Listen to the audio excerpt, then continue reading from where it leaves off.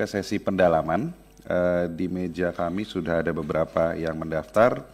Kami berikan kesempatan terlebih dahulu Ibu Irma Suryani dari fraksi Nasdem dan disusul standby Ibu Kurniasih dari PKS. Silakan Bu Irma. Bismillahirrahmanirrahim. Assalamualaikum warahmatullahi wabarakatuh. Pimpinan Komisi 9 yang saya hormati, kawan-kawan Komisi 9 yang saya cintai dan banggakan, Pak Menteri Kesehatan berikut jajaran, BPJS Kesehatan dan berikut jajaran, DJSN dan berikut jajaran, Dewas juga dan berikut jajaran semua. Yang pertama, saya sebetulnya ingin mengapresiasi apa yang sudah dilakukan BPJS Kesehatan untuk bangsa dan negara ini. Karena BPJS Kesehatan di periode ini terus terang jauh sekali lebih baik dari BPJS sebelumnya. Banyak terobosan-terobosan yang sudah dilakukan yang kemudian mempermudah akses pelayanan kepada masyarakat. Itu sudah kita bisa lihat bersama. Dan yang kedua, BPJS fungsinya kan sebagai juru bayar. Juru bayar. Tetapi yang harus diingat oleh BPJS dan Dewas ya, bahwa akuntabilitas. Ya, fraud yang dilakukan oleh rumah sakit itu perlu segera ditindaklanjuti dan dikawal. Dikawal sampai ke proses pengadilan. Karena kalau tidak dikawal, ini bisa banyak hengki-pengkinya nih, nggak selesai. Ya, sama seperti ketika misalnya BP POM menangkap orang-orang yang sudah melakukan kesalahan di ya jualannya nggak bener lah gitu ya, kemudian digerebek dan ditangkap, diserahkan ke pihak yang berwajib, tapi ya seperti yang kita tahu bersama ya, dendanya hanya 100.000, hukumannya cuma 1 bulan. Nah ini yang seperti ini juga harus dikawal oleh BPJS dan Dewan Pengawas BPJS. Yang ketiga, saya ingin menyampaikan juga terkait dengan kepesertaan. BPJS harus jemput bola. Bicara dengan Pemda, ya. Dulu kan ada Jamkesda, Jamkesmas. Nah, tolong bicara dengan Pemda, mereka juga harus bisa memberikan bantuan iuran untuk peserta BPJS di daerah, sama seperti ketika mereka misalnya mengeluarkan anggaran untuk Jamkesda, Jamkesmas. Nah, ini yang saya lihat masih belum terlalu maksimal dilakukan oleh BPJS di daerah. Kalau misalnya BPJS cabang tidak mampu melakukan itu, bernegosiasi dengan Pemda, maka direkturnya turunlah, ya, lakukan negosiasi dengan bupati, wali kota dan gubernurnya supaya kepesertaan BPJS ini betul-betul bisa maksimal. Kemudian yang terakhir saya mau bilang soal BPJS nih ya, side effect kris. Side effect kris ini luar biasa loh, jangan salah, ini akan menggerus pendapatan BPJS Kesehatan. Nanti saya akan bicara soal Pak Menteri dengan Pak Menteri Kesehatan juga nih soal side effect ini, juga dengan DJSN. Ya. Kenapa? Kita sama-sama tahu bagaimana tarif yang sekarang saja, ya, yang sekarang saja itu banyak yang tidak aktif. Yang sebagaimana yang disampaikan oleh Dewas BPJS Kesehatan. Banyak yang tidak aktif. Apalagi nanti ketika kris dilaksanakan dengan satu tarif, pasti akan ada kenaikan tarif. Tadi juga DJSN sudah menyampaikan akan ada kenaikan tarif di 2025. Bahkan sudah dipersiapkan ya, regulasinya. Artinya akan ada kenaikan tarif. Nah, apakah ini tidak akan membebani masyarakat lagi? Yang perlu dilakukan oleh pemerintah sebenarnya memperbaiki tata kelola agar akses pelayanan kesehatan masyarakat itu bisa maksimal diterima oleh rakyat. Bukan sekedar menaikkan iuran tapi pelayanannya tidak sempurna, tidak maksimal maksud saya. Tidak maksimal. Bisa kita lihat 3 hari orang berobat sudah dikeluarkan. Itu kaitannya dengan tarif inasi bijisnya, dengan kapitasinya. Ini kan harus dibenerin nih. Rumah sakit yang nakal, Pak Menteri Kesehatan juga nanti harus ditindak. Diberikan punishment. jangan BPJS yang disuruh melakukan tindakan ke rumah sakit pemerintah yang melakukan fraud misalnya. Ini kewajiban dari Kementerian Kesehatan. DJSN dan Menteri Kesehatan harus tahu bahwa BPJS ini adalah amanah dari konstitusi. Amanahnya apa? Gotong royong. Jadi jangan pernah bicara soal asuransi swasta. Nanti saya akan jelaskan di pertanyaan saya kepada Pak Menteri Kesehatan.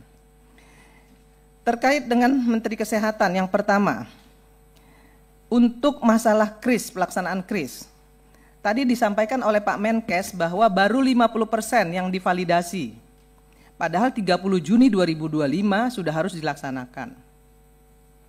Sementara perbaikan tata kelola klaim rumah sakit saja belum diberesin. Ya kan?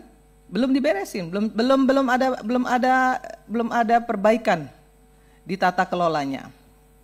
Yang ketiga, dengan adanya KRIS pasti iurannya, ini kepada Menteri Kesehatan nih, pasti iurannya naik. Bagaimana Pak Menteri mempertanggungjawabkan ya ketidakmampuan publik untuk melakukan pembayaran ketika iuran ini naik?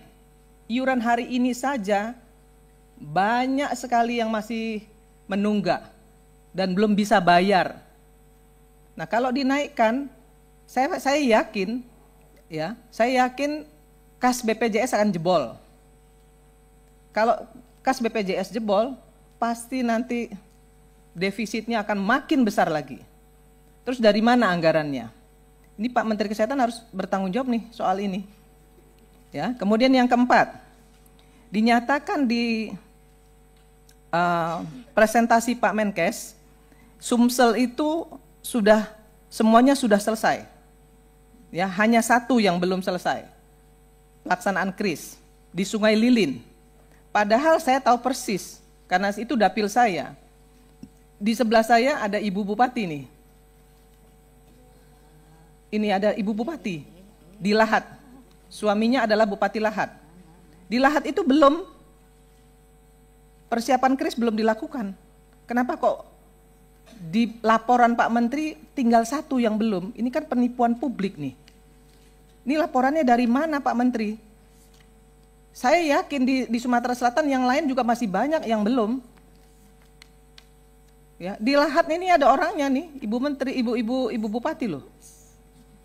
Ya, jadi harus jelas dulu nih laporannya, jangan asal tulis. Yang kelima, kenapa kuratif tinggi? Kenapa biaya pengobatan kita tinggi di 2025 sehingga BPJS defisit? Tadi sudah disampaikan oleh Direktur BPJS dan Dewas BPJS, kenapa defisit? Tapi saya ingin sampaikan juga bahwa artinya kalau kuratifnya tinggi, bisa saja salah satu alasannya dari alasan yang sudah disampaikan Pak Dirut BPJS dan Ketua Dewas BPJS adalah promotif preventifnya nggak jalan atau belum maksimal dilakukan. Ya. Jadi promotif preventifnya nggak maksimal nih. Ukurannya jelas kok. Ukurannya kuratifnya tinggi. Artinya promotif preventifnya tidak maksimal dilakukan. Tidak jalan. Itu yang kelima. Yang keenam, soal insurans yang kemarin gaduh, ya Pak Menteri sampaikan ada asuransi swasta yang bisa membackup kawan-kawan BPJS yang menengah ke atas lah misalnya. Pak Menteri harus tahu bahwa Undang-Undang DJSN itu adalah amanah konstitusi, di mana di situ dinyatakan bahwa kegotong royongan, yang kaya menggotong yang miskin. Itu yang diamanahkan oleh konstitusi. Soal kemudian kuratifnya tinggi, ya pemerintah harus bertanggung jawab. Dari mana uangnya? Banyak pos-pos yang bisa dilakukan kok, yang bisa menanggulangi iuran BPJS ini. Salah satunya adalah cukai rokok. Cukai rokok itu kan bukan pajak, tapi adalah anggaran dana kesakitan masyarakat akibat rokok. Nah, itu bisa di split ya, bisa dialokasikan untuk membantu anggaran BPJS Kesehatan. Nah, kenapa harus misalnya minta anggaran yang lain-lain? Anggaran dari cukai rokok itu bisa disampaikan kepada pemerintah, itu bisa digunakan untuk menambah anggaran BPJS Kesehatan.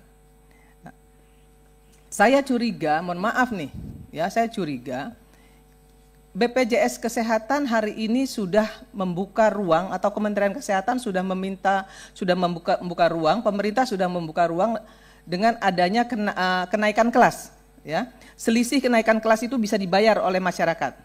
Dari kelas 3 bisa naik ke kelas 2, dia bisa bayar selisih. Dari kelas 2 ke kelas 3 dia bisa bayar selisih.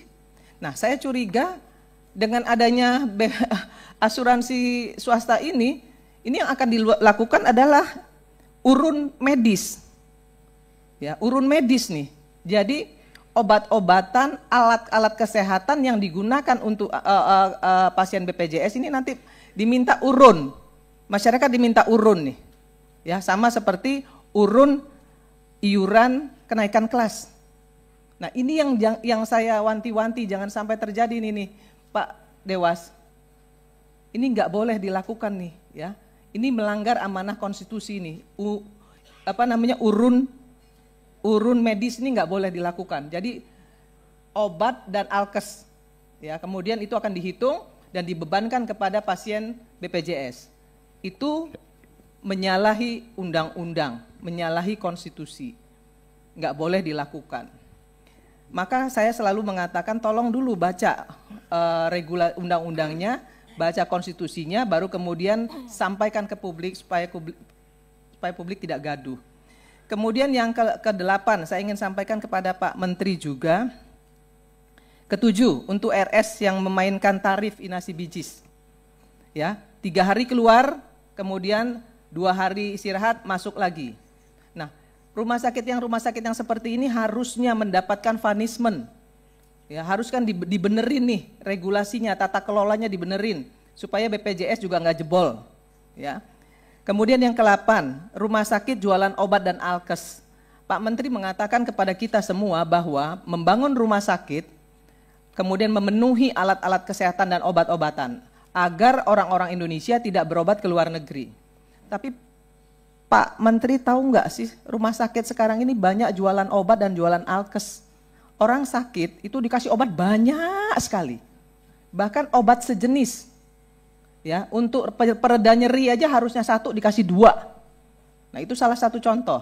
Kemudian setiap kali kita rawat inap itu harus juga periksa darah lengkap. Padahal sakitnya nggak perlu harusnya itu. Mungkin harus kolesterol dan yang lain-lain lah ya, 2, 3, 4 item. Tapi seluruhnya diminta untuk dilakukan tes darah lengkap. Itu juga menghabiskan biaya. Bu Irma, kemudian kalau dipersingkat. Enggak, satu lagi, Pak. Ini perlu penting saya sampaikan, Pak. Makanya, yang penting. Nah, yang selanjutnya penjualan alat-alat kesehatan loh, Pak. Yang harusnya nggak operasi, harus operasi. Kan ini juga harus diberesin dengan Menteri Kesehatan. Nggak boleh seperti ini. Artinya tata kelola rumah sakit juga harus dibenerin. Kalau nggak mau BPJS Kesehatan jebol, nggak mau orang Indonesia berobat ke luar negeri.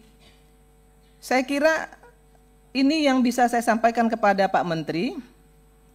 Satu lagi terakhir ini ya, side effect check up gratis. Kan check up gratis ini untuk yang ulang tahun. Tapi apakah Pak Menteri sudah menyiapkan anggaran untuk side effect-nya? Kalau kemudian diketahui masyarakat ini mengidap penyakit A, B, C, dan D, dan ada tindak lanjut dari pengobatan, anggarannya sudah disiapkan atau belum? Itu saja pertanyaan saya, dan mudah-mudahan Pak Menteri Kesehatan, DJSN, BPJS Kesehatan, dan Dewas memahami apa yang saya sampaikan dan kemudian tindak lanjuti, agar tidak sampai terjadi defisit anggaran di BPJS Kesehatan maupun pelayanan akses kesehatan oleh masyarakat menjadi berkurang karena persoalan kris yang belum selesai ini. Saya kira itu yang bisa saya sampaikan. Saya tutup dengan wallahul muwaffiq ila aqwamit thoriq. Assalamualaikum warahmatullahi wabarakatuh. Salam. Terima kasih Bu Irma. Selanjutnya Ibu Kurniasih dan standby Ibu Neti. Baik, terima kasih banyak Ketua, Pimpinan, dan anggota Komisi 9 DPR RI, Pak Menteri, beserta jajaran, pimpinan